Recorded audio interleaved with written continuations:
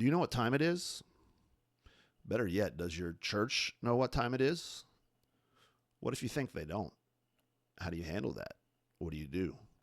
On this episode, I discuss strategy and tactics in dealing with your pastor and your elders, your church, and our current culture and current climate.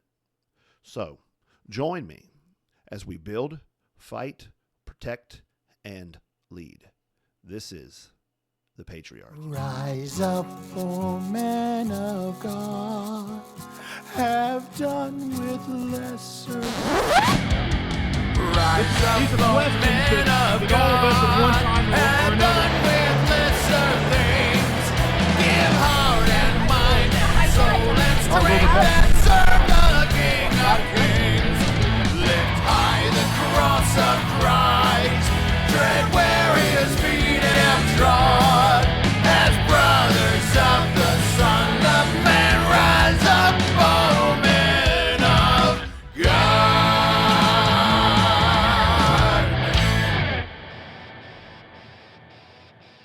Be on the alert. Stand firm in the faith. Act like men. Be strong. Let all that you do be done in love. That was 1 Corinthians 16, verses 13 and 14. I am Pastor Joseph Spurgeon. You are listening to the Patriarchy Podcast, a ministry of Sovereign King Church.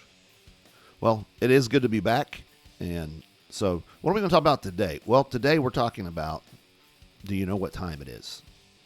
By now, if you've been out in social media or somewhere, you may have heard of Aaron Renn. He used to have a newsletter called The Masculinist. It's transition. It was called the Aaron Renn Show or Aaron Renn Newsletter. And he's come up with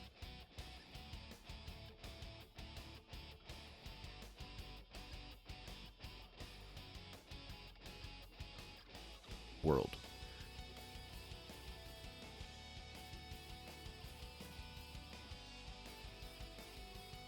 Look back, I think he goes back in the 1980s for that. That is, Christianity was seen as a positive influence by the broader culture. You have politicians go out of their way to make sure everybody knows they're a Christian. Seen generally as a good thing that people go to church. It's looked down upon if people don't go to church. This really has nothing to do with whether people are genuinely saved. I mean, there could be a lot of hypocrisy during this time, but there is a sense in which Christianity is a good thing. It's praised. It's spoken well of. I mean, it's like I said, 1980s. It's Hulk Hogan. Say your prayers. Take your vitamins. He's the hero. It is generally seen as a very good thing to be a Christian. I would love to get back to where people are excited thinking that they need to go to church, that people see it as a very good thing, a good influence. But since then, the culture kind of moved away from more of the positive world, what he calls the neutral world, which is a world in which religion is just thought of as something you can do in your own private, but it's kind of a neutral thing. Whether you're a Christian or not doesn't matter. You know, politicians are not going out of their way necessarily unless they are kind of trying to court the Christian vote, which is now seen as a segment of the population rather than the broad general, this is the population.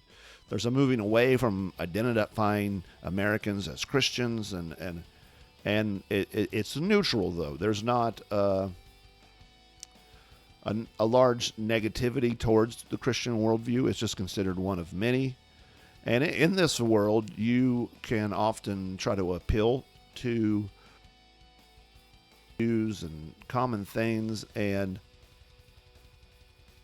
strategies that come out of the neutral world are the seeker-sensitive movement kind of comes out of this neutral world, if you think about it that way. And then so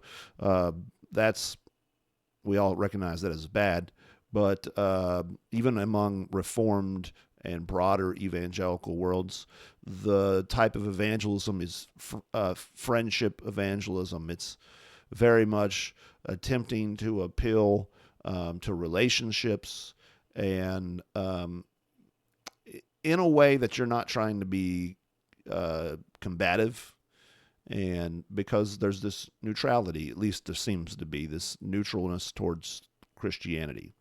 Now, obviously, we know from Scripture that you're either with Christ or you're against Christ, but still, broadly in this world, it was neutral, and that world really only lasts a little time. It doesn't stick around very long. Principled pluralism and all those things. It's kind of a halfway house between the positive world to the negative world. It's just a transitional period. And so then it moves into, and where we're at now, negative world, where broadly in the culture, the Christian worldview is seen as negative. That is, Christians are declared to be haters, they're bigots, sexist, homophobes, all the insults they throw today.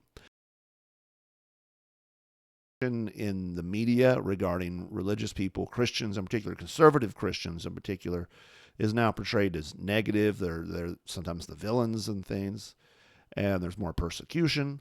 There is more of a clear distinction between Christian principles and the world's principles, and they are clashing.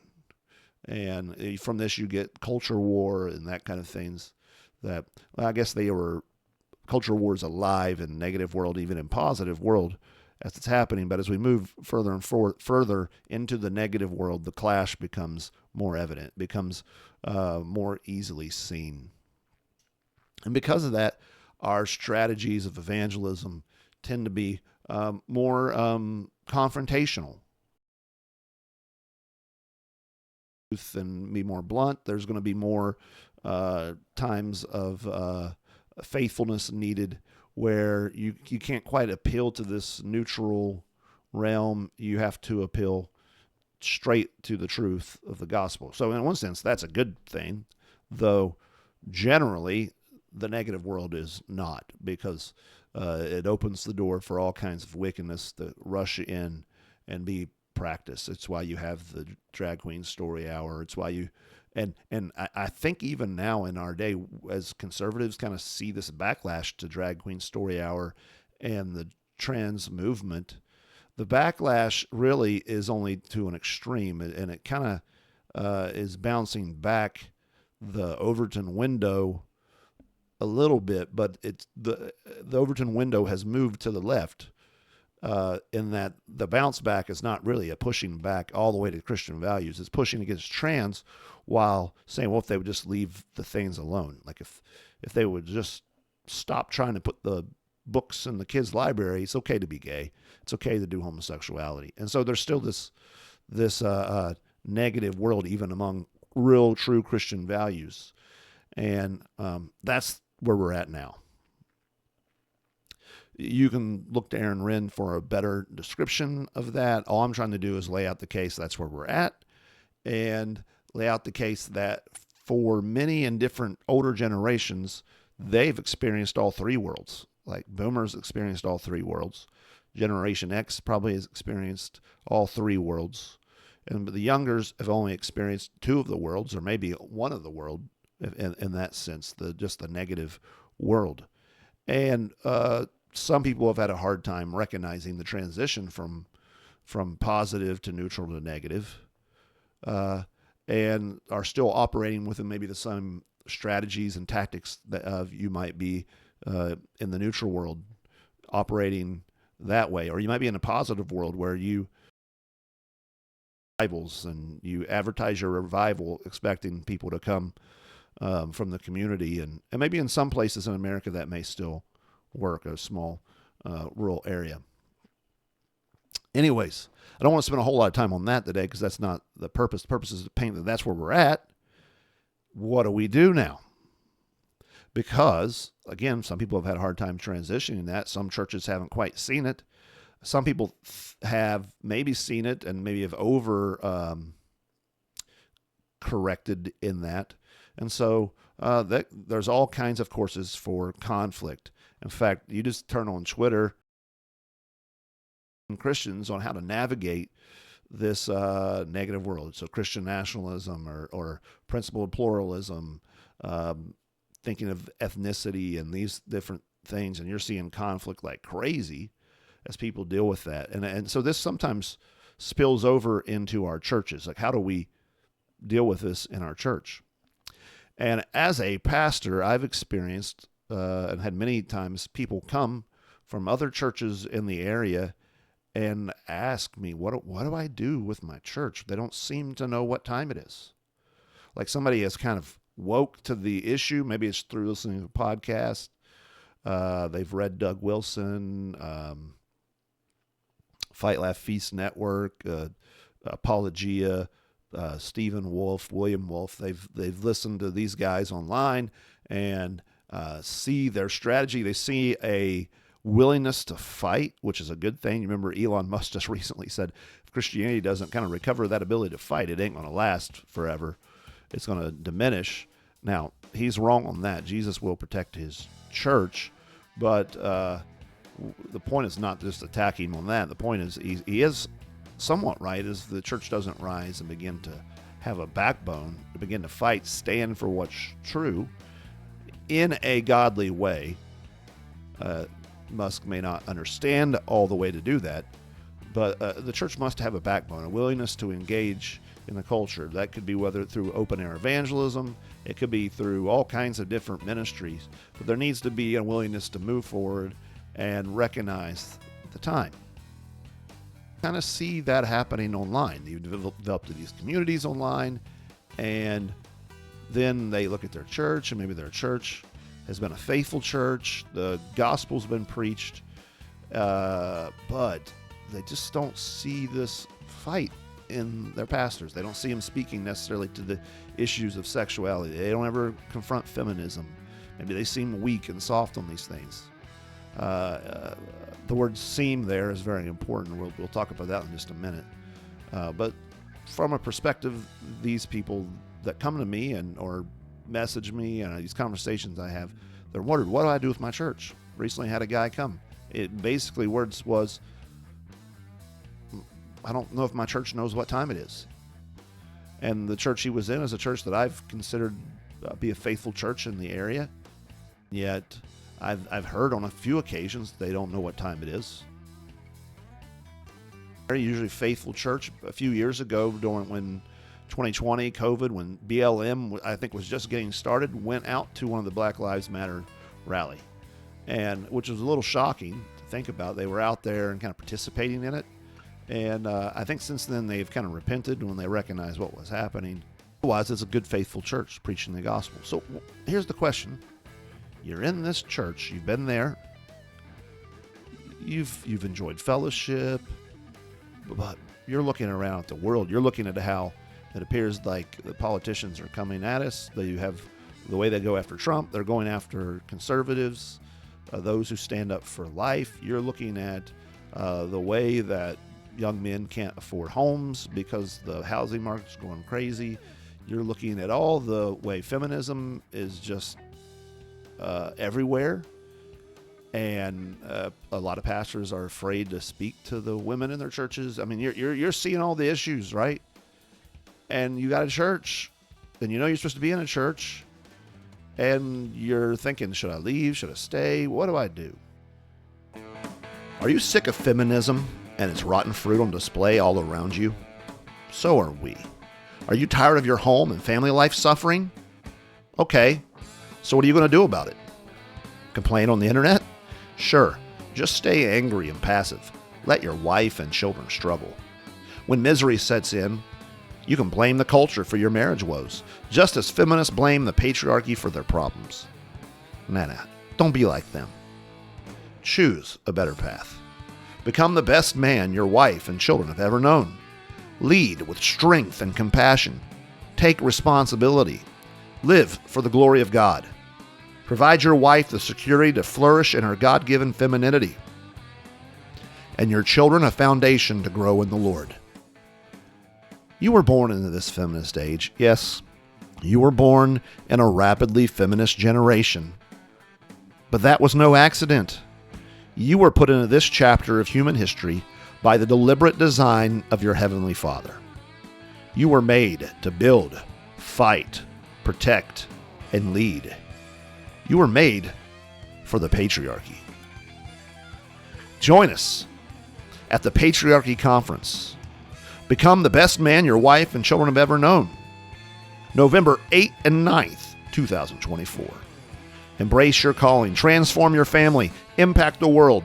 Registration is open now. Type in early bird to get $20 off your registration. All right, welcome back to the podcast. You're in the world, you're in the negative world, trying to figure out how to deal with your church. Well, what I wanted to do today is interact with and read from a book that I think is helpful and interact with it and I think it'll be able to apply to this situation, though the book is really not about specifically this situation. So in my congregation with the men I'm training to be elders, I have them read a book called Extreme Ownership. It's by Jaco Willink. Jaco Willink was a Navy SEAL, led the SEALs in the Battle of Ramadi, also became an instructor of the Navy SEALs, and so from there he started doing leadership training for businesses. He's written some books. Again, Extreme Ownership is one of them. Dichotomy of Leadership is another one that he's written, and he has a podcast. A Christian, is he a believer or not? And there's conflicting information out there. He's never really come out very publicly to say so, if he is. A lot of the principles that he shares actually could be drawn straight from Christianity. He's spoken positively at times of faith. I just listened to an episode where he had a wife of an Army commander on the podcast where she was talking about her faith, and he was reading excerpts from her book that were praising Jesus. And so it's really evidence of what's in his heart. But whether he's a Christian or not, God has blessed him with some amazing wisdom in regards to leadership. And so we have our elders, men in training to be elders, read a book called Extreme Ownership, and the main principle of that book is that a leader takes ownership of everything that happens under his leadership. We're not actually going to talk about Extreme Ownership today. We're actually going to talk about another book of his, which is called Leadership Strategy and Tactics Field Manual. So I had read Extreme Ownership and had some Audible credits, and this popped up in my recommendation field. And I thought, heck, I've listened to a few of his podcasts, find it helpful, like the book Extreme Ownership. And so I downloaded this book, the Audible version, and then I went and bought the Kindle version so I could use for the podcast, because this book is great. Like if I could have every man read this book, it would help them so much if they were to take these principles and apply them to their work as a father, as a husband. But he has 3 chapters that we're going to kind of work through today. They're short, very short, that deal with how to interact with those who are above us, those who are our authorities. How do we deal with them? How do we deal with leaders? And so I thought that be the material that we want to draw from to answer the question, how do we deal with our churches? How do we deal with our pastors when they don't seem to know what time it is? And so what I'm going to do is I'm going to read just a little bit of this book. A few of these. There's 3 chapters. Again, they're short. I'm going to read through them. We'll stop. We're going to comment. We're going to work, and we're going to apply it to the situation of a man in his church dealing with pastors who he feels like they don't know what time it is. They're not providing leadership like they ought to. Maybe they're going down the wrong paths. They're teaching things that are just slightly off, or not covering the full breadth of God's word. What does a man do in this thing? And it really does come back to that principle of extreme ownership, is that you as a man have to take ownership of everything around you. You take responsibility for everything. Whether you are the leader or not, in one sense, you take responsibility for everything. You take responsibility for what goes on in your home. Right? God made you to be the patriarch in your home. And patriarchs take responsibility. They don't blame others. That's what Adam does. Like when Eve sinned, Adam blamed her. And a whole lot of the manosphere, red pill stuff, is true in the sense that women and feminism is ruining everything. It's disgusting, and it's very difficult for men today, especially with no-fault divorce laws and all the things. So there's all kinds of reasons why I sympathize with men and young men in particular. And yet, the extreme ownership principle still applies even within that context of a man is the leader of his home, whether his wife wants him to be or not, and he must take ownership of all things.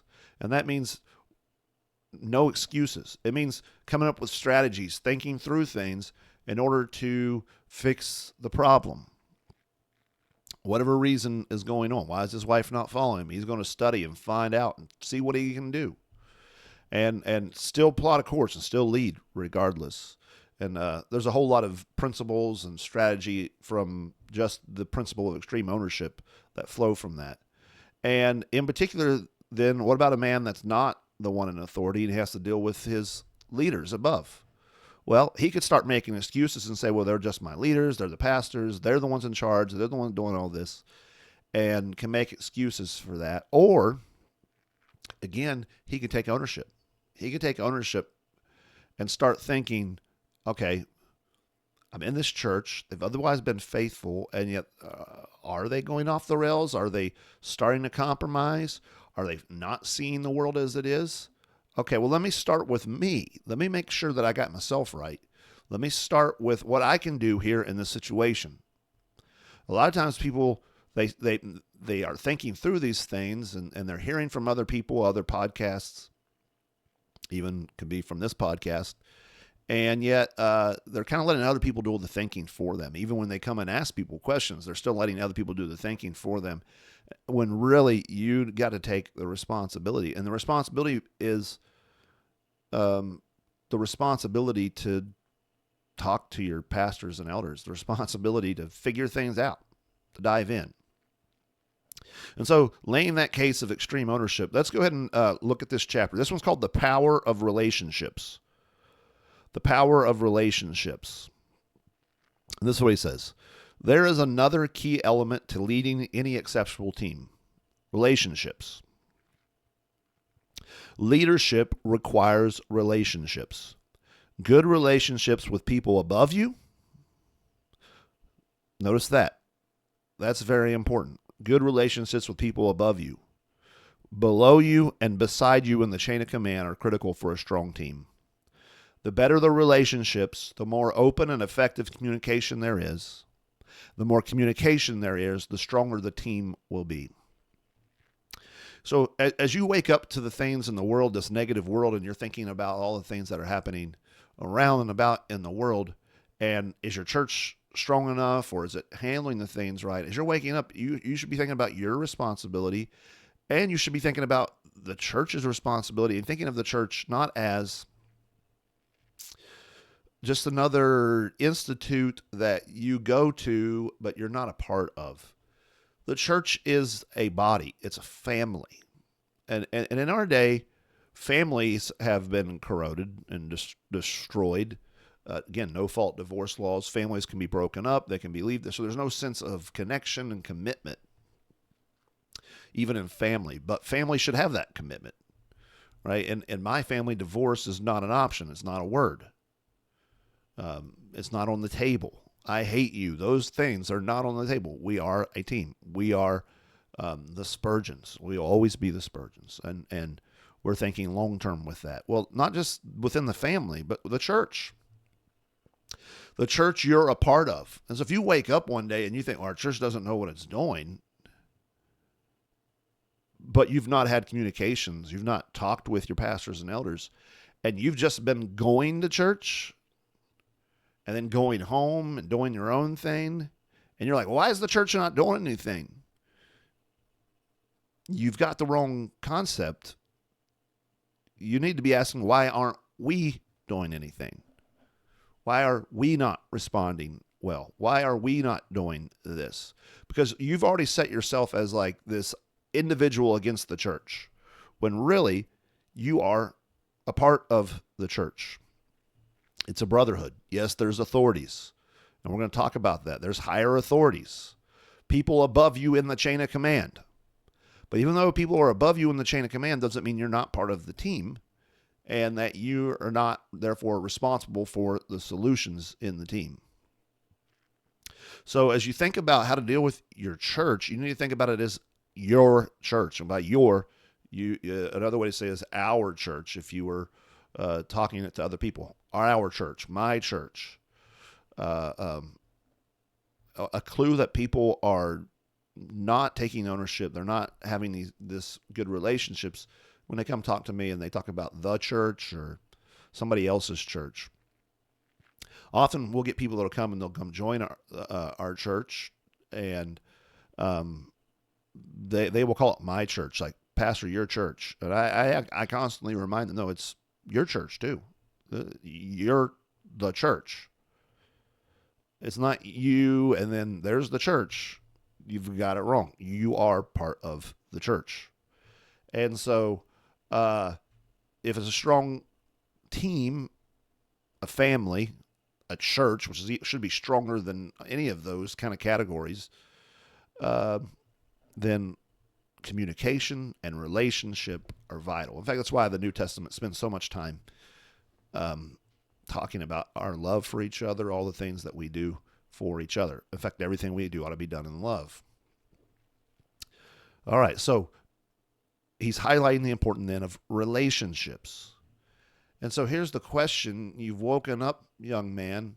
You're in a church. Do you have relationships? Well, you can make excuses for that. Well, nobody above me wants to have relationships. Pastor never talks to me, never comes visit me. Okay, great. What have you done about that? When have you gone to the pastor's house? When have you invited the pastor over?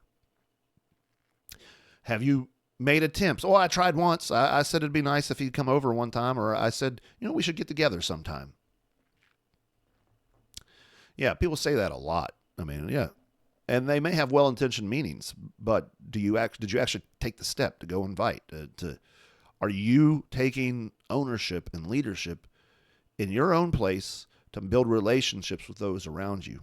Because when you build relationships, you're going to be able to communicate, and you're going to be able to talk, and you're going to be able to talk about what time it is. What is our strategy for this? Pastor, what's the church's strategy? What are we doing? All right, so he goes on to say, and this is where I thought this part would be very helpful. He goes, for example, there are times when a boss is driving forward on a less than ideal path and needs to be redirected. So maybe this is where you're at. Your church is driving forward. The pastor's driving forward. The elder's driving forward. And you see this is not the right path. If you have a good relationship with the boss, when he says boss, just put pastor. But I like the fact that it says boss here, and you think about it as pastor. You need to see your pastors and elders as authorities over you. You need to see yourself as subject to them for your own good. You need to see it that way and yet see yourself as a team. And so he says, if you have a good relationship with the boss, you can explain tactfully, important word, tactfully, what you see to be errors in their thoughts and ideas. As always, the approach you use to discuss this is important. Put the onus on yourself as to why the idea doesn't make sense. Here's some really good wisdom. You go to talk to your pastor. Pastor, why are we not confronting this thing in the world? Why all your ideas stink? Why all this? Or why is there no vision? Why is all this stuff? What's all the problems? What you've just done is you've set the pastor on, you've just attacked him. You've made it confrontational in a way that doesn't necessarily need to be, when if you take responsibility upon yourself and humility, and you use the example he's about to give, I think things go a lot better. This is what he says. For example, boss, I really want to support the plan to the best of my ability, but I'm having a hard time understanding how to execute this part of it. Can you explain why you want it done that way so I can do it right? Now the conversation is open, and you begin to figure out why the boss's idea is what it is and what you can do to influence that idea. hey, pastor, I really want to be part of the church, what we're doing as a church.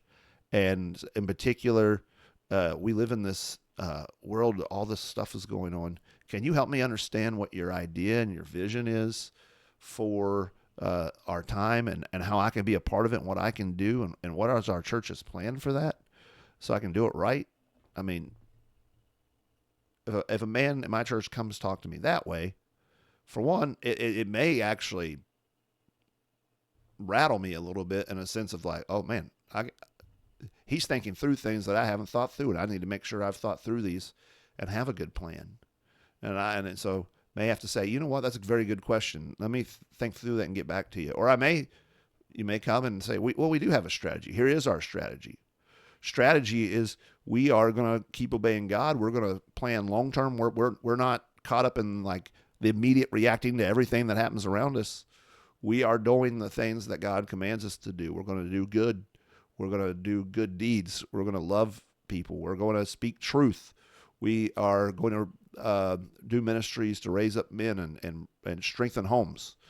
And there may be all kinds of different strategies that your pastor has that you need to hear and need to actually think through and receive. The part of this thing that is very important is this is a conversation in which you're desiring to learn. That's not a manipulative question that you're asking. It's not going and trying to manipulate. It's really trying to figure out what is our plan and how do I help with that.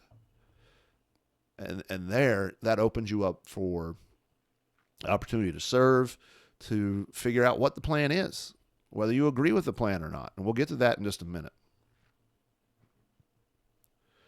But before even getting to that point, so before you even get to the point where you're asked a question, Willink says, ask yourself some simple questions. First, how much will be gained by approaching the boss and trying to convince them to change their plan? So you already know the plan and you don't agree with the plan. Maybe you think this is not strong enough. Why are we not doing X, Y, Z, whatever? Why are we doing this particular thing? First question you want to ask is, okay, how much is going to be gained by going and talking about it? Now, don't be a pessimist who immediately says, well, nothing's ever gained by conversations and all that. Don't become that. But you do need to think, is this worth talking about? Is this worth having the conversation? Is this something I can live with? I understand the mission. I don't necessarily agree with this aspect of it. But you know what? I can live with it. My family can be a part. We can actually serve and give in and dive in to this area. If the difference is minimal, it's probably not worth investing any time or effort into it. Next, ask yourself how much of your concern is just your ego. There's a chance that you see your way of doing something as smarter or more efficient than what the boss has offered. If that is the case, and you don't truly think there is much to be gained by you using your method, let it go. Don't create drama over your ego. This is very important, young men, that you test your heart. Is it ego-driven? You think you know better than what the pastor and elders are doing.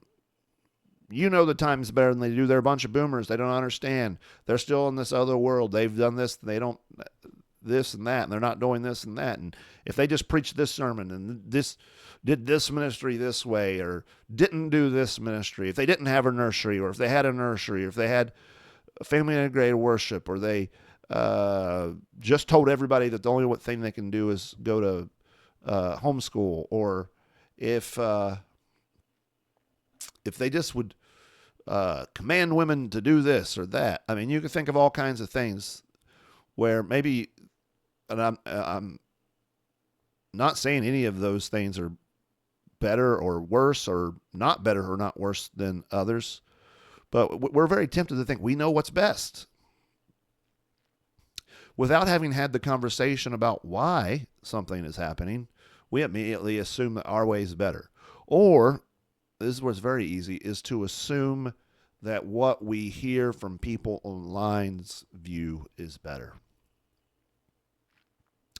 we can assume a lot of stuff about ministries and other places and how they're doing things, and they're engaging the world. They're really doing it. They're really fighting. They're really making a huge impact. And maybe they are. Maybe they're making a huge impact within a small niche. That could be a thing too. It could be that they have a very great online presence, but behind the scenes, there's other things going on. Could be that, yeah, they've got a great media presentation, but like behind the scenes, your church and their church are operating a lot similar. They're already doing a lot of similar things. There's all kinds of reasons why you just need to be on guard that you don't allow myself, anyone else that's not your pastor, to cause you to despise your pastor and your church, or to make you proud, or to make you think that we all know better when your pastors and elders don't. Now, this is never to say that all churches are doing well, that all pastors and elders are good shepherds. There are shepherds that are not shepherds. They're wolves. There are bad pastors. There are bad churches. There are churches that are a bad fit for you and your family. That there are churches that don't know what they're doing, and they're dying. They're going to die off. So this is not to say there's never problems, but it is simply to say, make sure the problem is not you and your ego first, or the problem is not you heard something from somebody out there and you assume a whole lot about them. We've had people that will contact me about moving to our church, and we've had people move here and it's not worked out because we weren't what they thought we were. And I don't know if we could have been what they thought we were, because everybody, they cast a vision on you from what they hear you say this or that, and they cast a vision. They make a picture in their mind of the ideal thing, and they assume that that's what Doug Wilson or they assume that's what the people out in where are they at? Utah, Brian Sauvé and all them are doing. They assume a lot about Apologia. They assume a lot about Trinity Reformed Church in Bloomington with Tim Bailey, and where he used to be pastor, and assume a lot of stuff. So be careful about assuming that. It's not that you can't learn from any of those things. There's a lot of things, good stuff from all the people mentioned, and they may be helpful for you as thinking through strategy, and they may make you useful for your church. But make sure you start with yourself. Your ego is not too high. He says, lastly, ask yourself if you'll be moving your relationship with your boss forward or backward by raising this issue. This is important because you should be constantly trying to build that relationship. You're not building the relationship so you can garner favor from the boss or from your pastor. No.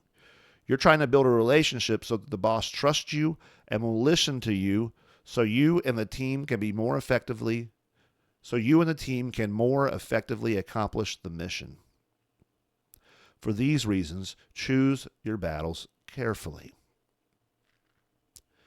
You need to think through, what are the hills worth dying on? What things are so important that they're worth leaving a church over? They're worth bringing up. They're worth having hard conversations about. There are things worth all of that. There's things worth leaving a church. I had to step down from a church that was starting to compromise on homosexuality, allowing teachers to teach homosexuality. I was a student minister at a church and had to step down because I couldn't have my family there. There are things worth leaving. Then there are things worth leaving alone, where you just disagree, and it's fine. The disagreement doesn't have to end in division.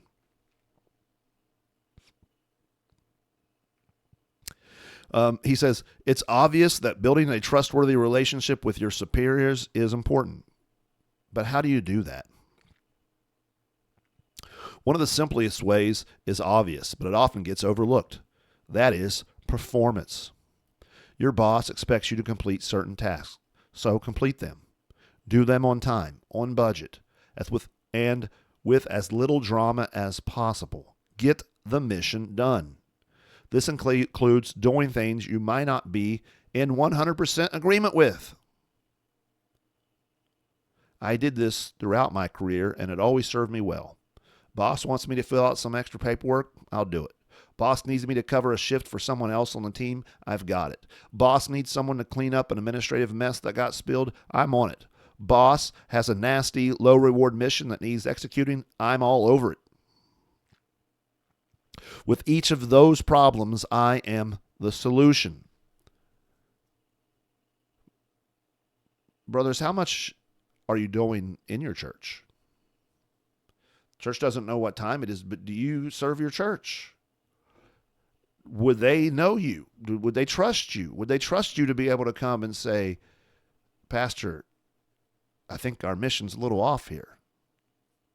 I think this is not the right thing. Would they trust you to speak into their lives that way because you've served the church? Oh, I come, I give my tithes. Oh, great. Well, good. I'm glad you do that. If your pastor's like me, he doesn't know who tithes and who doesn't, right? I don't look into that. I have an elder that will do that and some deacons that their job's to oversee that. So I'm not thinking about it that way. I do want people to be at church. But that's like the bare minimum, just to be there on Sunday mornings, if that's what you're doing. Oh, I tell the pastor, good job on the way out. Great. So does everybody else. Like, no, what do you do? When was the last time you cleaned the toilets in the church? You stayed late and helped pack up everything that maybe needs to be teared down, or if you made sure that the Sunday school rooms were clean. When was the last time you came to the ministry event that you didn't really like that well, but you came anyways and you participated, you gave yourself 100% in it? When was the last time that you solved issues that your pastor was having, right? They needed volunteers for X, Y, and Z, and you stepped up and you volunteered and you made yourself indispensable to your church. Because a lot of times the people that come and talk to me about when they're leaving their church and all that have not made themselves indispensable to the church. In fact, they've never even had a conversation with their pastor about any of their concerns. And if they did, their pastor may be too quick, could be sinfully quick to dismiss them. But they're quick to dismiss them because it's not coming from somebody that has a vested interest, a skin in the game. And I love how he said that doing something even he doesn't 100% agree with. It's very tempting for us to think we have to agree 100% or, we're being unfaithful. No. Now, there are things where you can, there are compromises that go against God. We don't compromise against God and his word. We stand firm on his word. But then there are areas of wisdom where there are strategies and things that a church may do that you may not think this is wise in our time. You may not think this is the best use of our money, the best use of our time, or whatever.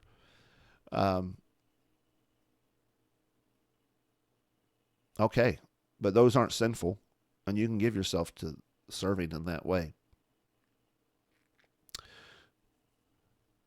He says, with each of those problems, I'm the solution. With each problem I solve, the level of trust the boss has in me goes up. And I will continue on that path. I won't complain or try to shift bad jobs onto someone else or even look for some kind of praise. I will simply put my head down and do the work. Over time, my boss will know that I'm the person who can make things happen. And more important, I gain clout with the boss.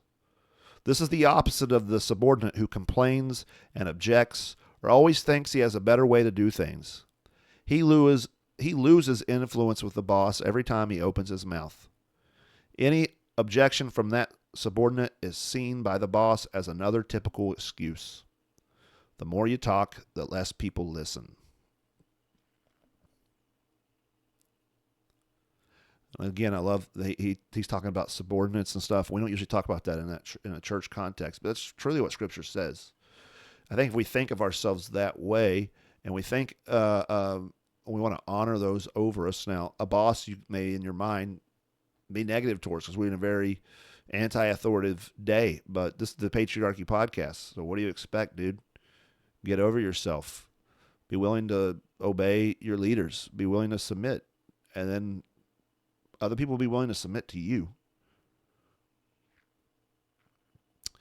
But if you're constantly complaining, you're never helping. You're never the source of help. Or maybe you're never complained. You're not a complainer, but man, you're just absent, dude. You're just the guy that comes to church and goes home and does your own thing. Don't think you're going to have a lot of influence in the mission of that church. And I don't think that you should think that you even have a right to have that much influence in the mission of the church. You're not participating in the mission of the church. On the other hand, when I do what needs to be done, the boss trusts that I can make things happen. The boss also knows that if I do raise an objection, it's likely to be founded on solid facts that should be considered. Since I get things done and don't constantly voice my objections, the boss actually listens. I always utilized this strategy with my senior leadership, and it worked well. I would simply make things happen as often as I could.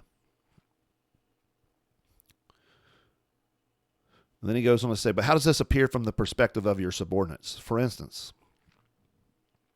if I recognize that there are some flaws in my boss's plan, then my subordinates certainly recognize the same thing. What do I tell them? How do I preserve their respect if they think I can't see the errors the boss is making? The answer is simple. I tell them the truth. So he's saying this, like you're in a situation where you have a boss over you, but you have people underneath you, and you recognize the errors in the boss's plan, and you're the one that's supposed to implement it with those under you. A way to maybe think of this is you see the errors in some of your pastor's stuff. Maybe you got a Sunday school room. Maybe you have your family and your wife and children. So what do? Well, he says you tell them the truth. Notice how he does this, though. The truth is, well, the pastor's plan sucks. All right, the church doesn't know what it's doing. They're just wicked, and we know what's the right way. Or, they're not doing this right. And you sit at your table and you complain and you complain and you complain about the leadership of the church with your family. And what you've just done, dear brother, is undermine your own leadership in your home.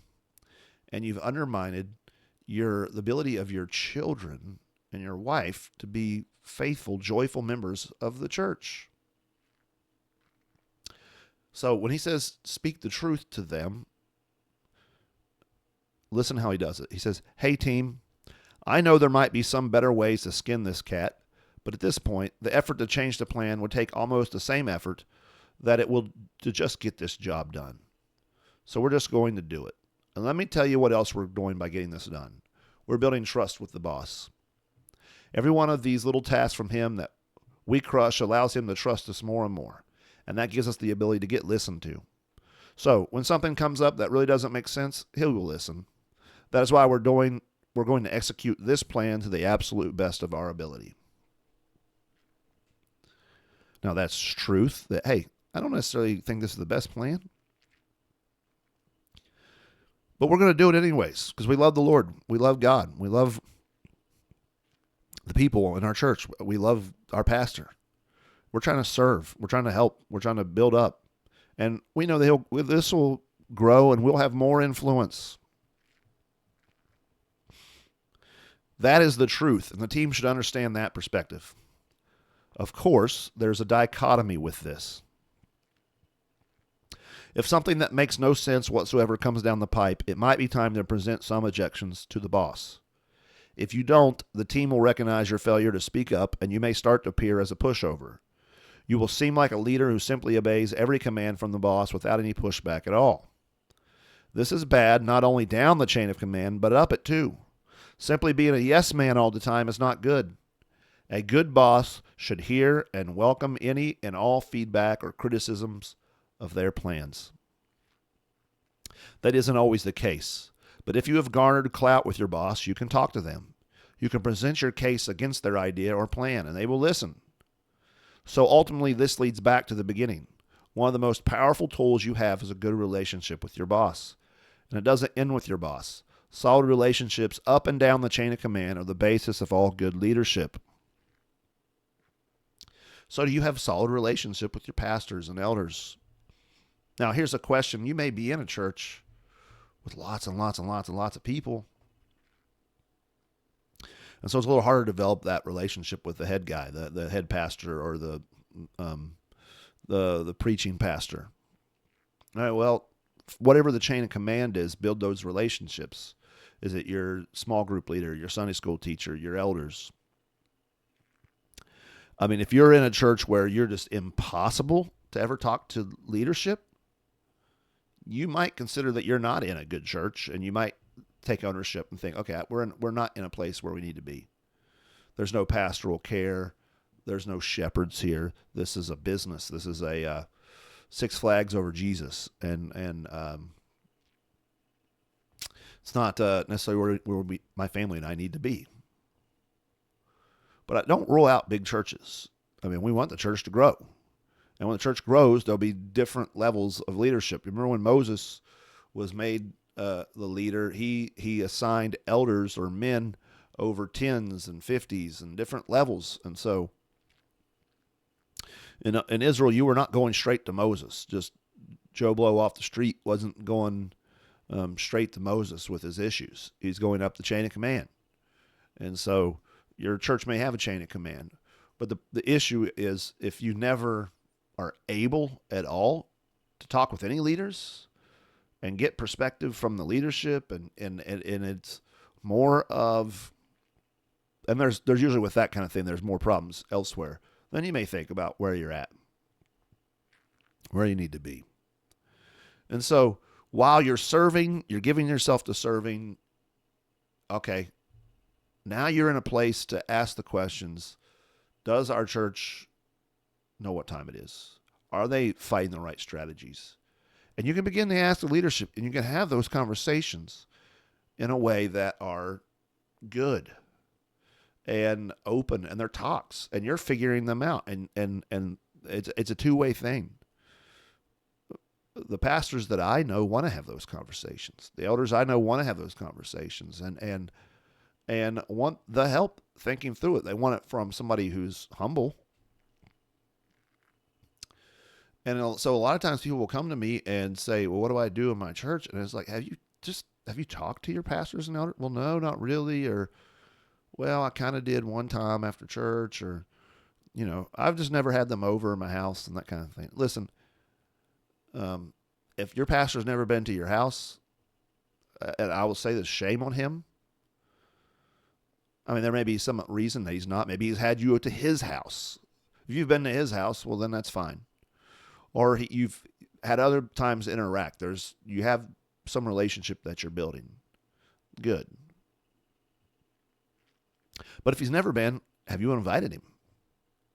Sometimes they don't come because you haven't invited them. You haven't taken responsibility. And so build that communication up so that you can have these conversations. Because if you're not having these conversations, whose fault is it? Oh, the pastor's fault. Maybe. What about you? Are you going to take ownership and have responsibility to have these conversations? All right, now we're on, he calls it play the game. This is the next chapter. You have to play the game. To be more specific, you have to play the long game. No one wants to hear this, especially from me. People don't want to hear about building relationships. They want me to say, you achieve victory through blunt force trauma. If someone gets in your way, go through them. Any political situation that's not turning out how you wanted can be solved with a battle axe. That type of hyper-aggressive, take-no-prisoners mentality is certainly simple and straightforward, which is often the kind of leadership advice people expect from me and what they want to hear. Because that attitude is so simple and straightforward, it hardly seems that it could fail. And often, that attitude doesn't fail. At least not at first. A heavy-handed and hostile approach usually works for a little while. You may be able to bludgeon people into doing what you want them to do for a day or two, maybe a week, maybe even a solid few months.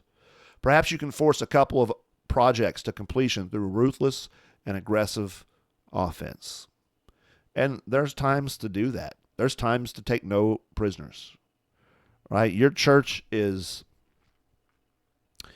having women start to preach. It's time to have conversations. It don't matter where you've been, what you've done. It's time to start having conversations. It's time to start speaking truthfully. This will not be allowed.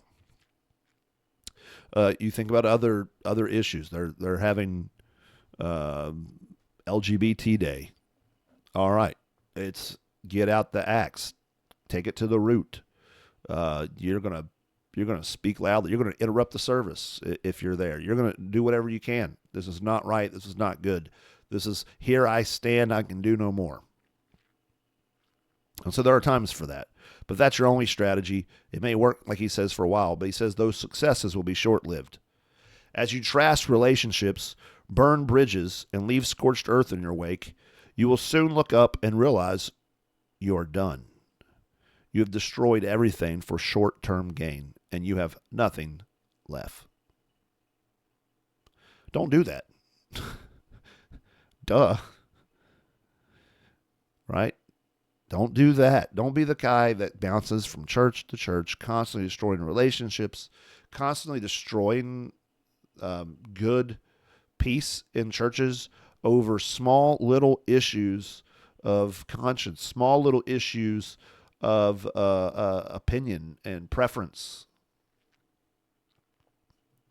You're at a church and they start doing Sunday school, and you're family integrated everything, and so you leave. And every church you go to, just not good enough with that. Well, get over yourself. Don't destroy everything. You'll end up being like in a home church where you'll be the pastor, but you won't be the pastor because you're not qualified. Don't do that. Instead, you have to play the game. And that means I try to support my boss and perform my duties to the best of my ability. In playing the game, I'm building up trust with my boss. I'm building a relationship. Why is it so important to build a good relationship with my boss? It is so I can get promoted? It's so I can get assigned easier tasks? No. I'm not trying to build a relationship for my own personal gain. I'm trying to build a relationship with my boss so we can better accomplish the mission. And playing the game doesn't only go up the chain of command, it goes down the chain of command too. When you're the boss and your subordinates come to you objecting to something, you say, listen. Sorry, let me repeat that. When you're the boss and your subordinates come to you objecting to something, you say, listen, and ask for alternatives. And when they give you a decent one, say yes to them and utilize the alternative. This is so vital. Like, if we're going to be critical of those over us, we ought to be willing to receive criticism and change plans. He says, say yes to them. Utilize their alternative. Even if their alternative doesn't seem quite as effective or efficient as your methodology, let them do it. This builds the trust and relationships with the people below you in the chain of command. As often as you can, listen and say yes. Let me tell you a time I got this right. That is not to boast, but as a pastor. So first started Sovereign King Church. I had this guy talk to. He came up with this logo. I love the logo. It was this shield, very manly looking thing. Very just good design, detailed. And I had a sword, and just really liked the logo. I think everybody in the church liked the logo and went well with it. We had another man come to our church who had some good graphic design. This was probably 2 or 3 years later. And he was going to help build the website. And he came up with another logo. It still had a shield and a sword, but it was a little bit more modern. And at first, I didn't like it.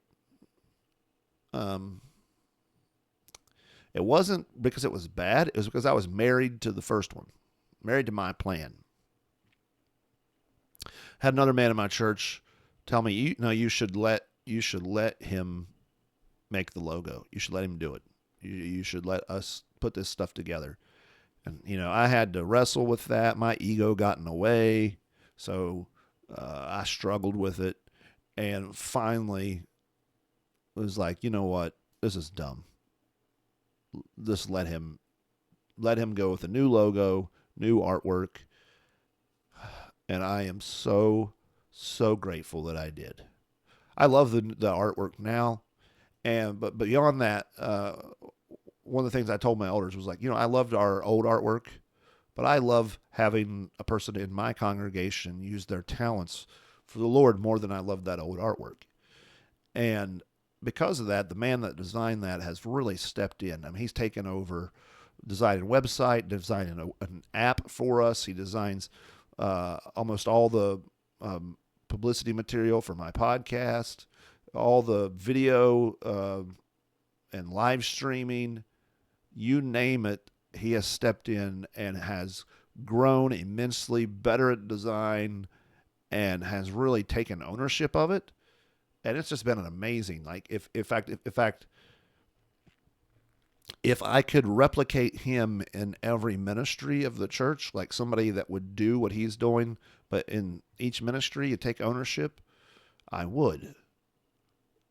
Because he's given himself to it. That's what happens when you play the game.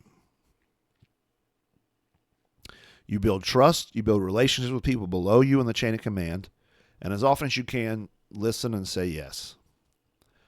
Eventually, when a subordinate from the team comes to you with an idea that doesn't make sense, you can say no, and they won't begrudge you for it.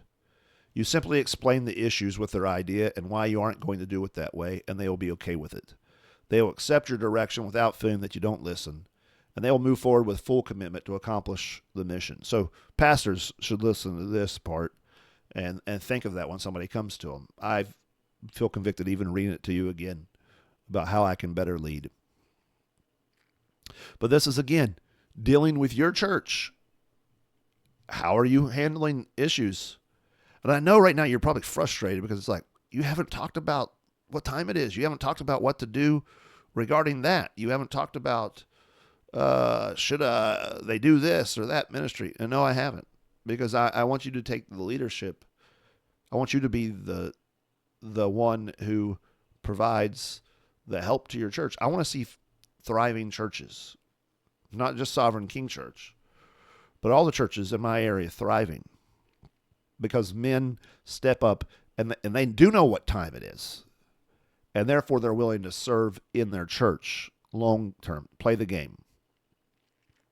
He says, I always did this. I always played the game. I worked for every type of leader imaginable. Some were inspirational, hands-off leaders with incredible tactical prowess. Others were micromanaging egomaniacs with no common sense. Some were paranoid, risk-adverse overthinkers. But no matter what type of leader I worked for, my goal was always the same: to build a relationship with them so that they trusted me, gave me what I needed to get the job done, got out of my way, and let me accomplish the mission. Building those relationships was never easy. It took doing some things that might not have been optimal. It required me swallowing my pride sometimes. It required that I played the game.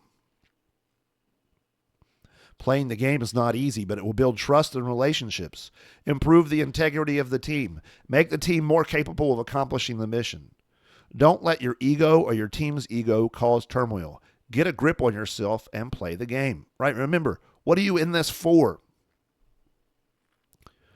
If you want to know what time it is, it's time for the church to step up and be the church, to be salt and light, to love each other, to let love cover a multitude of sins, and to proclaim the gospel. And listen, if you always think of yourself as just a visitor to a church or just someone who attends church, but you got your own thing, you're doing your own thing in your own home and all that, you're not part of the team. You're not part of the solution. You don't know what time it is.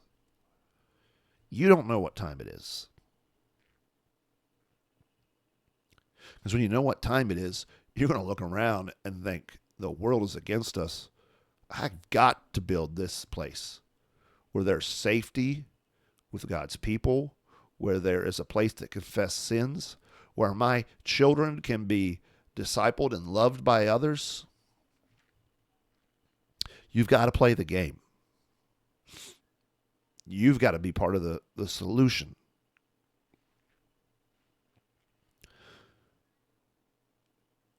Yeah, but you don't understand. Okay, well, I think Jaco, though, he says, some people feel that if they play the game, if they appease their boss, if they eat crow, if they don't always drive their own personal agenda, they are weak, hypocritical sycophants. This is wrong. If you play the game, you aren't weak. You aren't kissing up to your boss. What you're doing is trying to optimize things so you and your team can best accomplish the mission. You're trying to build relationships and garner influence so you can move things in the right direction. You're not doing this for personal gain. You're not doing this for promotion. You're playing the game so the team can win. Can you go too far with this? Absolutely. Don't do that. I love that. All right? Yeah. So there's ditches here. Again, you're in a church that's completely compromised, doesn't have the gospel. Get out of there. Get your family out, or get your family to safety. You're in a church that loves the gospel, is preaching the gospel, but man, they don't like Doug Wilson. Who gives a rip? They don't get online and talk about Christian nationalism. Okay. Who cares? Do they love Jesus? Are they discipling you and your family? Are they going to speak truth to these things? I mean, there's lots of questions you want to ask. And you can only know that if you're playing the game. You're in, you're involved. You're in. Which means that leaving that team, that church, is going to be so painful. And it should be. If you're able to leave church from church to church and it's not painful to leave, you're not doing it right. You're not dedicated. Like, divorce sucks. It's evil. God hates it. I hate it. It's allowed in a few circumstances, right? Adultery, when somebody's been abandoned. It still sucks. It's still painful. It's not good, even though it's allowed. Leaving a church is the same kind of deal. It's no fun. It's painful. Now, again, you can go too far. Don't do that. He says, don't be a brown noser, telling the boss all their ideas are perfect, but be professional, be courteous, be genuinely interested in supporting the boss, which is another key point that people often miss. When I explain how to talk to superiors by saying things like, hey, boss, I just want to make sure I completely understand why you want it done this way so I can fully support your plan, I'm not recommending you do this only as a way to build the relationships so you can have more influence. I'm recommending it so you actually understand why the boss wants it done a certain way. That is real. It isn't manipulation. The goal is to actually support your boss. A collateral benefit is that you build the relationship, and that relationship can end up being more important than anything else. Again, the church is not your personal tool. It's the church of the living God. You're to be a member of it, supporting it, loving it. And yet, those who are faithful in the small things, God gives more responsibility to. You gain influence. You gain the ability to help be a part of the solutions. If you see what time it is and you see the problems, but you're not in a church serving, then you're part of the problem. Maybe you're in a church where you just can't fit and you can't serve. I mean, earlier I said it's painful to leave, but you may have to go through the pain of that and find a church where you can serve. I'm not saying you're stuck, but I am saying you got to give it a shot. You got to go for it wherever you're at. You got to be part of the solution. If you're doing something small for your boss and you feel it might not be the best way, you aren't a hypocrite for following his or her instructions. This is important. There's a way to have a purity spiral. I think we Christians can fall into that. We want to be pure before the Lord. We want to obey every one of his commandments. I'm not telling you to disobey his commandments. But there is a way for us to have this purity spiral. If it doesn't go exactly the right way, the right time, and all the things, we're not being faithful. Or it doesn't follow X, Y, Z. Then I can't do any of it. Be mindful that God put you where you are in this time, in this day, and we're going to have a lot of wisdom to figure out how to obey God, to be faithful, and to accomplish things, and not just withdraw. So he says, you're not being a hypocrite. You're simply storing up leadership capital for a time when it really matters.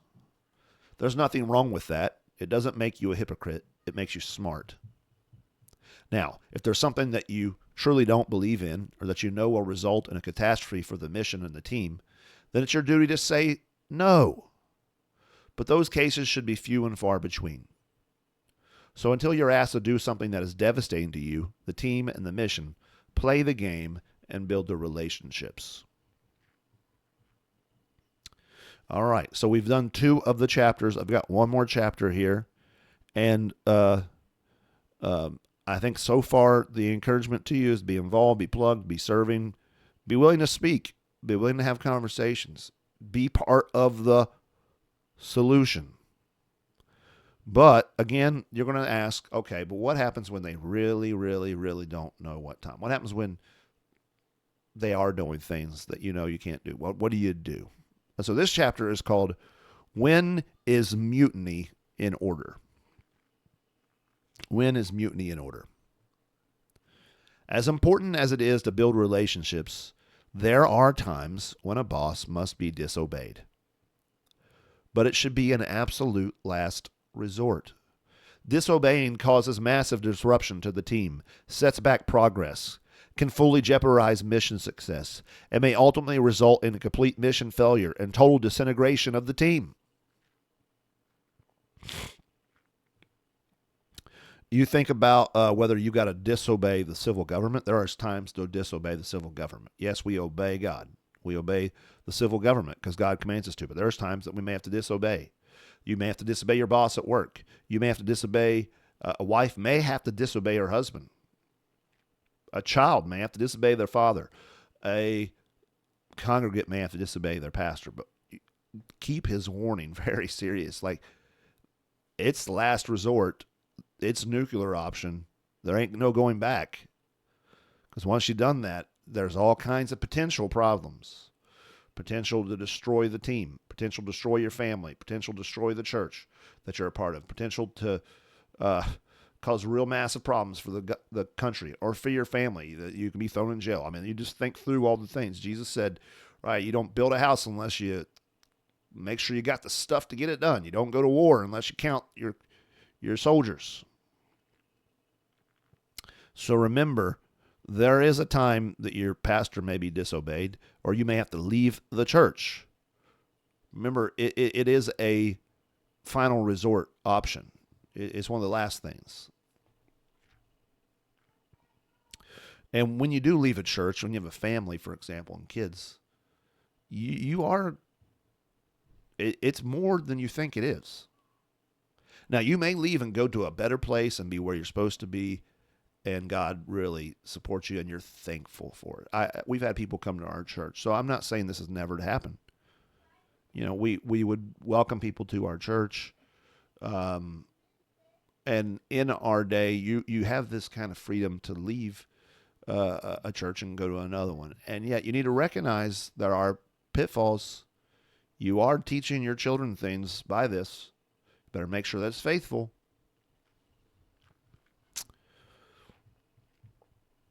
He says, if a leader is asking the team to do something that is illegal, immoral, or unethical, it is the duty of the subordinates to refuse that order. This is obvious. It is inexcusable to do something simply because a person ordered you to do it. There's no excuse for immoral activity.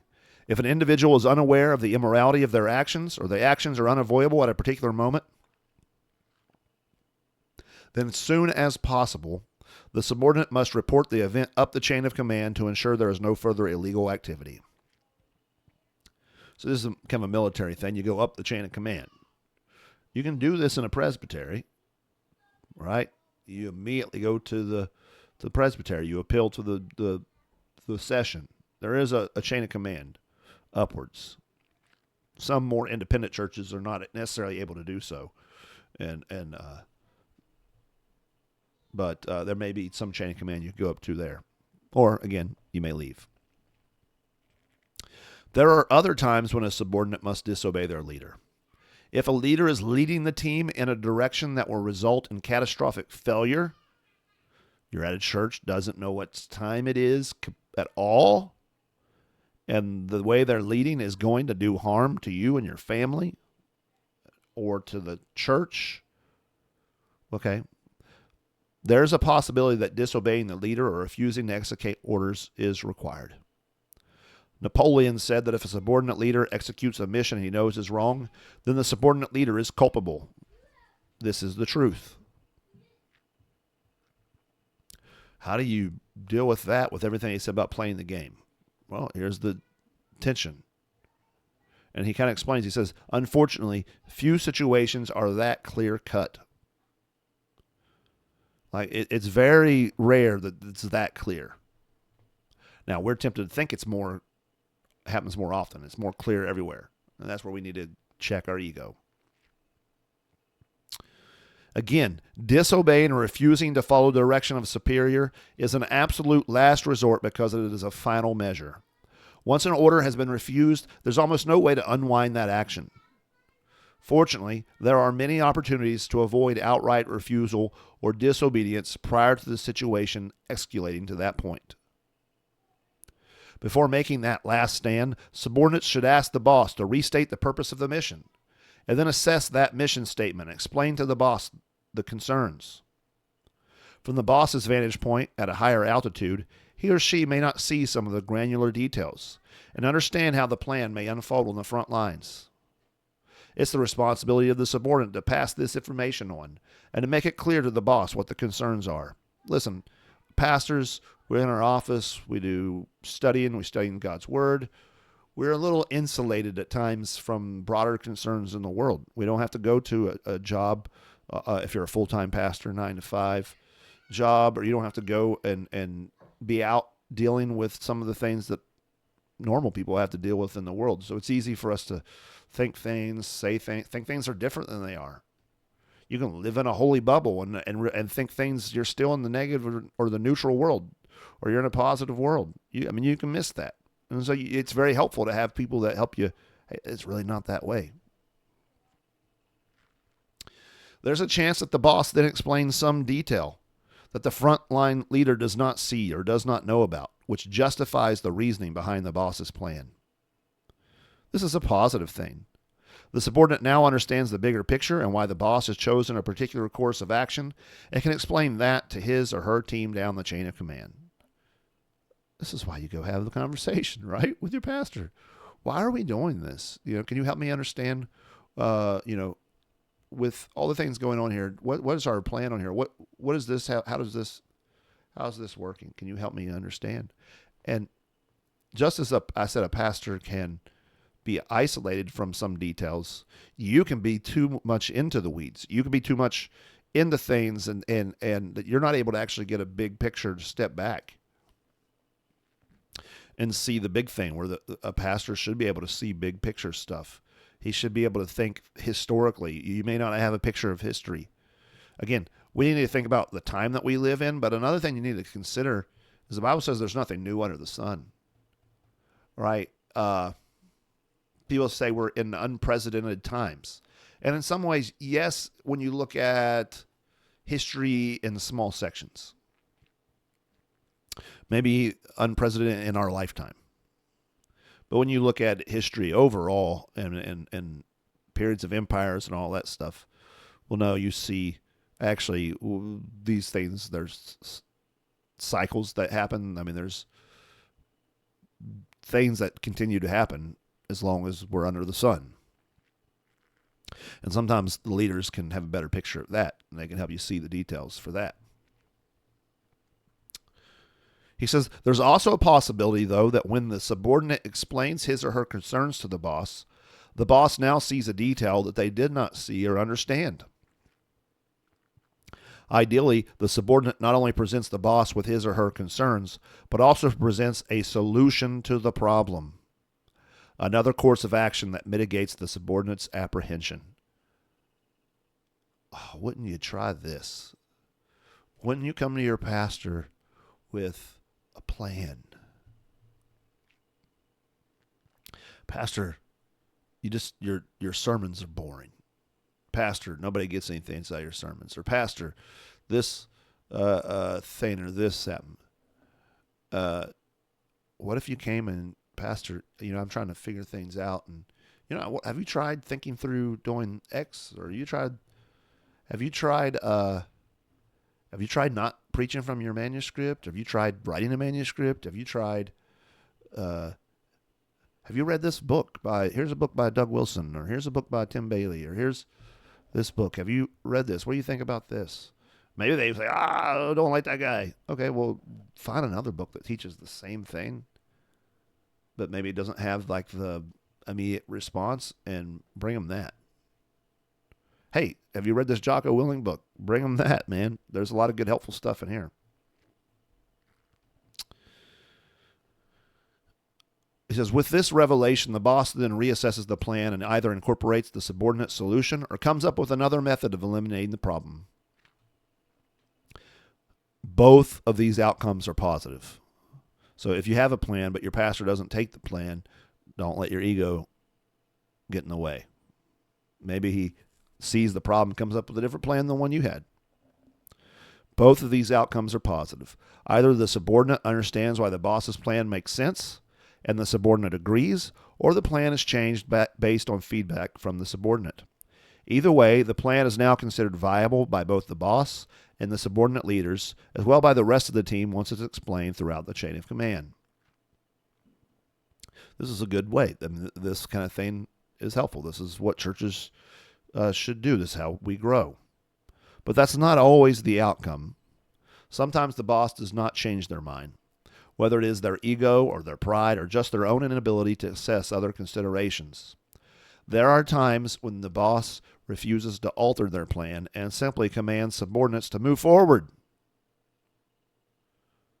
Oh no, what happens when you do this? What happens here? What do? Well, you immediately rebel. No. When this happens, the subordinate must redouble their efforts to explain their concerns to the boss in a tactful way. Go back to the drawing board and see if there's any way to effectively implement the boss's plan without putting the mission or the team in jeopardy. Perhaps there are some smaller adjustments that can be made that still support the boss's plan, but at the same time mitigate the concerns of the subordinate. If this can be done effectively, perhaps the subordinate can move forward as directed, providing the risks are not too significant. So you can think through the strategies, the plan, whatever is happening, and think, okay, is there ways that we can still go with this, but we can do some things to mitigate some of the risks? But if the risks are still a problem, take the time to go through and capture detailed potential outcomes that can be explained to the boss so they fully understand the risks involved. Then go back and present a logical, unemotional explanation of the problem. It's important to note that in all these cases, objections to the boss should not be presented in an offensive manner. Concerns should not be presented as, this makes no sense, or this plan is ridiculous, or why would we ever do this? Statements like that are wrong on two levels. First, they come across as emotional, and when people present emotional arguments, they're not taken with the maximum degree of seriousness. Second, these statements are offensive to the person who actually came up with the plan, the boss. By attacking the boss's plan, you're attacking the boss, and in doing so, you can likely cause them to dig in and become more defensive. Again, tact. Why do you want to be tactful? Because you're wanting to accomplish a mission. You're wanting to accomplish something. You have a goal in mind. And so you're going to think through. You're going to be wise and think through the right strategy and tactics to do it. Right? Your strategy is not just to present yourself as the pure one and the one who's got everything right and everybody else is wrong. Well, you're not. If that's what your goal is, then yeah, you can just tell everybody off.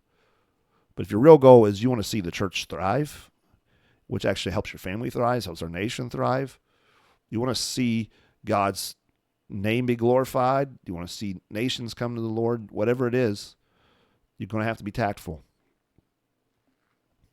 It's much better to take an indirect approach. It's better for the subordinates to ask questions that put the fault on themselves. Try an approach like, I want to make sure I understand your thinking here so I can learn to think through these issues myself.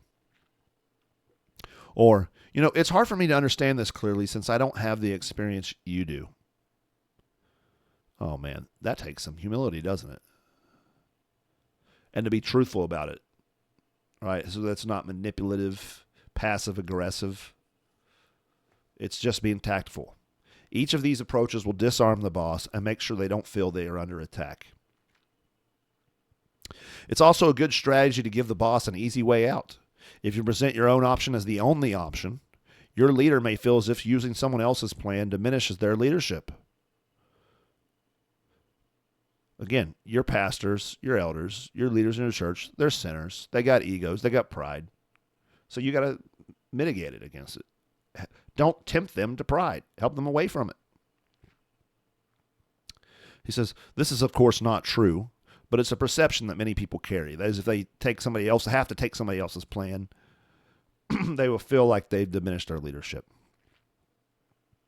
So it's a powerful tool to present ideas to the boss in a way that allows them to own the plan. Perhaps offer one of the other courses of action they had mentioned, however briefly, at an earlier time. They made another option some other time. Try that. Sometimes even saying, I was thinking about one comment you made. It made me think maybe that we could do this. Maybe that's enough to tie an idea back to a leader so they and their ego feel comfortable about it. There are other ways to do this, but at a minimum, do not pit your idea against the boss's idea. That move brings out egos and can negatively impact decision-making. Another way to do it is to pit your pastor's idea against some other pastor outside the church. That can also negatively impact things, right? You're not doing it the way X, Y, and Z is doing it. Instead, try to root your ideas back to the boss so the idea is tied directly to them. People almost always like their own ideas better than anyone else's. When the boss sees a fully developed case against their plan, they are likely to either explain other details that alleviate the concerns the subordinates might not have understood, or recognize the shortfalls of their plan and make adjustments.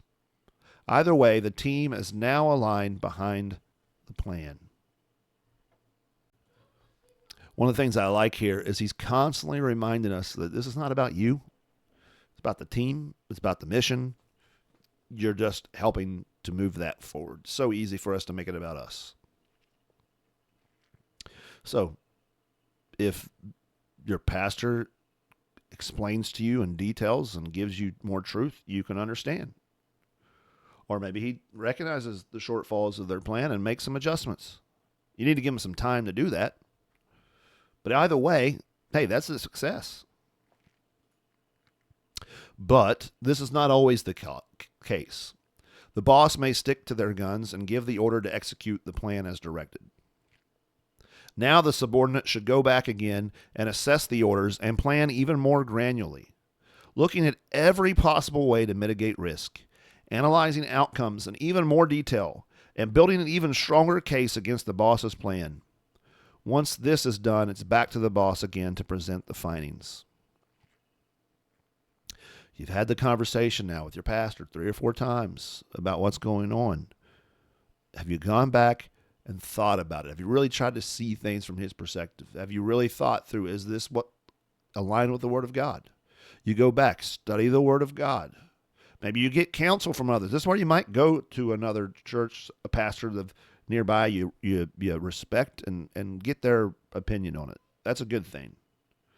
Like I've said, people come to me and talk to me about it. I'm not saying don't do that, but you may get wisdom and you can build your case. Now, with these even more detailed and well-documented concerns presented, which still show some bad results, even with the implementation of some risk mitigation, the boss will hopefully be swayed. Seeing a high potential for mission failure presented in an inoffensive way, the boss decides on another method. This is good. But even that doesn't always work. Sometimes a boss digs in and will not change their mind. Is it time for a mutiny? Is it time to draw a line in the sand? You could tell the boss, absolutely not. I will not do it your way. I will not do it your way or this way. And it might be time to say that. It might be time to say, oh, we can't be here. We got to leave. But it also still might not be. There are many variables to assess. First, let's observe what is at risk. Perhaps there's just a little bit of efficiency loss. If that is the case, it's not worth the fight. All right, maybe there's a little more substantial efficiency loss, but nothing major. If that is the case, once again, it's not worth fighting over.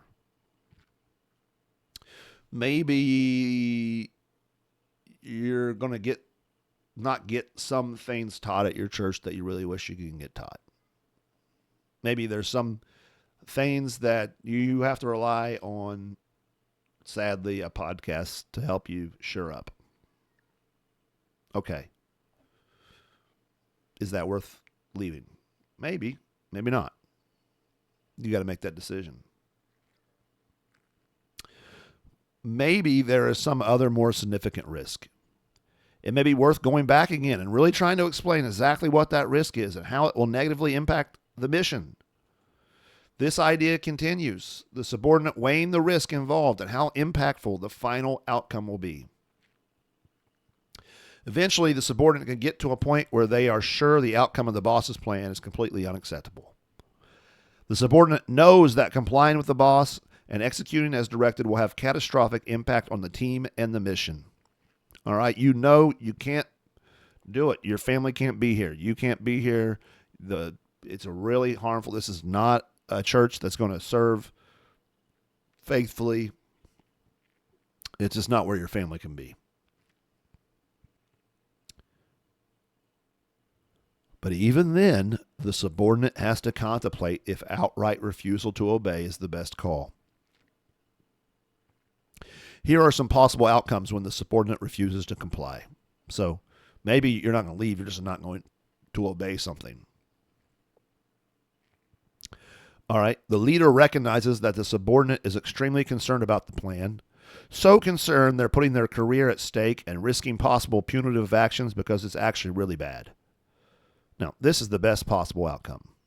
The leader, awakened by the refusal of his or her subordinate to execute a plan, reconsiders the options and decides to execute a different way.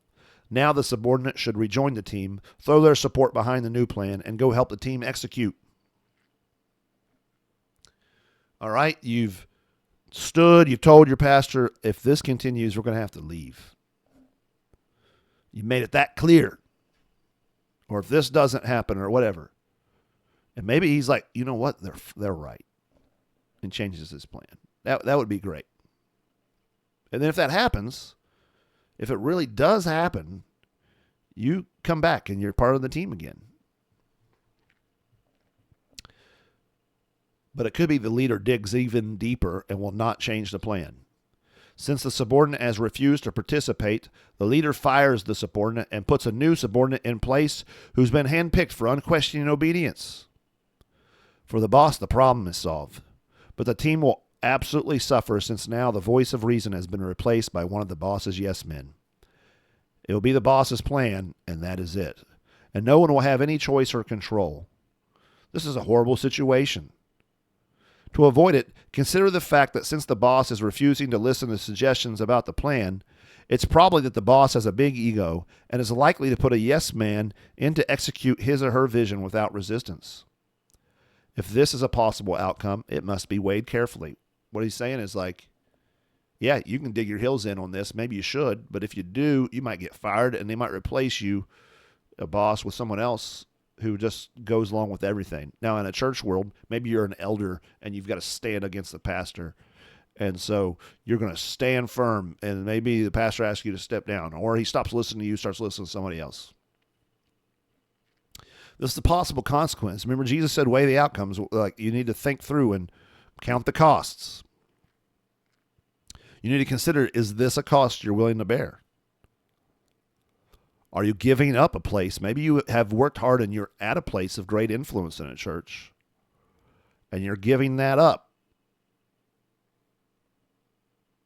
You may think that that's not worth it. whatever the situation, whatever the thing is, may not be worth it. I mean, it may be worth it. It may be that you have to do it to obey God. Right? You're not going anywhere. You're spinning your circles. You're spinning your wheels, and yeah, you're going to give up the influence you have here. You're going to lose. It's going to be a painful break, and probably this pastor is going to put in other people that are going to just be yes men, and the whole church is going to fall apart. It's going to go the way of the synagogue of Satan. But you got out in time. And maybe that's what you need to do. But you need to weigh that. If a subordinate draws a line in the sand and refuses to execute a plan or outright quits the position as a protest, they instantly remove all influence of any kind over the boss. So while the subordinate has made a very loud and clear statement, once the statement has been made, there's nothing else they can do. They are not a factor in any further outcome. I really wish one would think that the abolitionists, when it comes to voting, would think about this when it comes to positions of influence. He says a fourth thing, if the subordinate tries every possible method to convince the boss the plan is wrong and sees no way of changing the boss's mind, then perhaps the better option is for the subordinate to make one last statement of concern and then proceed to lead the team in the execution of the plan to the best of their ability. This way, the subordinate leader can at least do their utmost to mitigate the negative impacts of the poor plan, note the harmful results so they can be explained clearly to the boss, and continue to play the long game in building a relationship with the boss so they convince the boss there's a better way to execute going forward. The inherent risk in this course of action is that, as Napoleon said, the subordinate is still culpable for the outcome.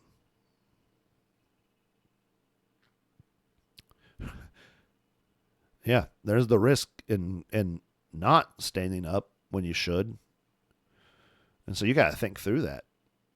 You may have to take on that culpability so that you can do more good in the long run. For your family, for others. But there are times when it's enough and you have to leave. You have to protect, you have to move. You've had the conversations and you have to go. Whatever course of action is chosen when pushing back strongly against a boss, it must be considered very carefully, since some of those courses have catastrophic outcomes for the team, the mission, and the subordinate leader. Proceed with caution. Now, if you'll notice in this, that going along, even when you, like this last thing, he continues to caution you against even mutiny or standing and saying, no, we're not going against it. We're not going to do this, or leaving a church, all these things as last resort. He's not saying don't do that ever. He's not telling you to be a coward. We're not to be cowards, just going along with wickedness. What he's telling you to do, in particular with this, a boss, and what I'm telling you to do with the church, is be a man who makes decisions, who makes hard decisions for what's good for the team, what's good for his family, what's good for the church, and he gives himself to the work. He builds relationships so that he can influence the whole mission. And again, it could be that the place that you're not able to do any of this because it's not where you're supposed to be. And in those cases, you move on and you find the place. But when you do move on, you give yourself to it. You don't, again, hang out in the back pew all the time. You don't be the first. So you don't be the last in and the first out. Rather, you're the first in, you're the last out. You're ready to build up and give yourself to the church. So, what do you do in the church that doesn't know what time it is? You got to know what time it is. And the time is now to serve the church, to build the mission of the church, to be faithful to God. You need to do everything that you can to take ownership. Get into a faithful church. That may just be the thing. You've been at a church that's not faithful. It doesn't have good, solid theology. The theology it has is twisted and it's away from God's word. Okay, we'll get into a church with that. Maybe you're in a church with good theology. Right? They get the doctrine of the Trinity, of salvation, election. They're not very good about action. Well, get in there and be the man of action. Show them how to do it. Live it. Set an example. Build up the influence. Become the leader in the church. If you're in a small church and there's not a lot of people doing stuff, brother, you're a fish in a small pond. Why aren't you the one leading? I mean, this is the patriarchy. You're the patriarch if you're home. Why aren't you doing that work there? Do you not love God's house? Do you not love God's house? You know, one of the prophets really went at God's people because they built up their homes, their second homes, and all that, but they let his house diminish. Let that not be us. So, I hope this has been helpful to you, and I know it's a little long side, especially with just me talking, but I'm really liking this book by Jaco Willink. And this is just 3 little chapters. There's lots of chapters because they're very short. Very, very helpful when it comes to leadership strategies, thinking through these things. I highly recommend the book, Leadership Strategy and Tactics, Field Manual. Well, before I close out the show, got one further announcement. Told you there was a big announcement coming. And so here it is. The Patriarchy Conference. That's right. We're doing the Patriarchy Conference. It's going to be November 8th and 9th this year. November 8th and 9th. The Patriarchy Conference. Become the best man your wife and children have ever known. Very excited. November 8th and 9th. It's a Friday, Saturday in Jeffersonville, Indiana. I'll have more details. I have a little announcement video to put on the end of this. And over the next few weeks, I'm going to be interviewing the speakers for the conference. We're going to have John Michael Clark, who's been on before, the family captain, going to be our keynote speaker. Going to be talking about how you can be the best man your wife and children have ever known, why you need to be that, give you some real good strategies in leadership of your home, and becoming the best man so you can not just lead in your home, but lead in your church, lead in society, lead in your job. We want leaders. This is what the patriarchy is about. And so, John Michael Clark, Anthony Deal, America's Strongest Man, going to be coming. He's going to be speaking about becoming the best man with your physical fitness and your physical health, right? If we are going to be men who accomplish things for the Lord in our time, we want to be strong. We want to be able to do things with our bodies. We want to have a healthy life. We want our lives to be poured out for the Lord, and we don't want weak, wimpy, effeminate lives to do that. We want bodies that are healthy, that can think clearly, that can lift and fight if need be. And so Anthony Deal will be talking about that, strategies to accomplish that in our day with diet, exercise, and this guy has the real bona fides to do that. Not that you say you have to be a power lifter or you have to be a bodybuilder in order to be the best man. But if you're going to be the best man that your wife and children have ever known, you need to be in good shape. You need to be able to live. You want to see your grandchildren and your great grandchildren if the Lord provides, and you want to be able to see them and spend time with them. So I don't want to give his talk now. And then Pastor Dave Abacera from Clear Note Church in Indianapolis is going to come, and he's going to be speaking to us about developing your spiritual disciplines, right? If building up your body physically and your health so that you can live and live faithfully is important, which it is. It's of some importance, Scripture says. How much more your soul? how much more does your spiritual life matter? Your heart, the things that God's going to judge, right? The things that we're going to have for eternity. And when we think spiritual health, I'm not talking earth real, like not impacting this world's stuff, because the issues of health and physical fitness and spiritual, they're interrelated in some ways. That's not saying that if you build muscles and you do push-ups that you're spiritually good, and that's what God would look at and say, oh, look how many chin-ups, pull-ups he can do. Rather, the point is that if we love the Lord, our hearts are right with the Lord, it's going to come out in our ability of self-control, of working hard under difficult times. You're going to want to be a good steward of your body. And if you're not a good steward of your body, that also impacts your ability to grow in your spiritual disciplines like prayer and Bible reading and growing up in holiness, because the Bible doesn't have a lot of good to say about fatness and laziness, and those things bleed over in either way. So anyways, those are our speakers for the conference. I think you're really going to enjoy it. It's going to be very helpful. We're going to try to be very practical. We're going to have, Lord willing, a time of going out and doing ministry together as a conference. I don't know if you've ever been to a conference that's done that, but we're going to go out and do some street evangelism, open air evangelism on a Saturday morning before we start some of the lectures and talks.